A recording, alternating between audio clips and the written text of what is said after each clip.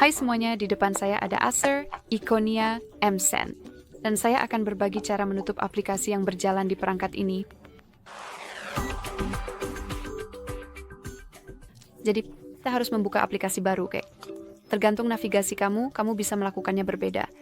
Jika kamu menggunakan navigasi gestur, cukup geser jari kamu dari bawah ke tengah perangkat dan tahan selama 1 detik. Jika kamu menggunakan navigasi 3 tombol, cukup ketuk tombol dengan ikon persegi ini. Jadi mari kita berhenti. Dan di sini kita sudah punya aplikasi terbaru. Yang perlu kamu lakukan adalah mengetuk hapus semua. Kita ke halaman utama aplikasi terbaru untuk cek. Dan di sini kita tidak punya item terbaru, kita telah menutup semua aplikasi. Latar belakang, jadi itu saja. Terima kasih menonton, semoga video ini bermanfaat.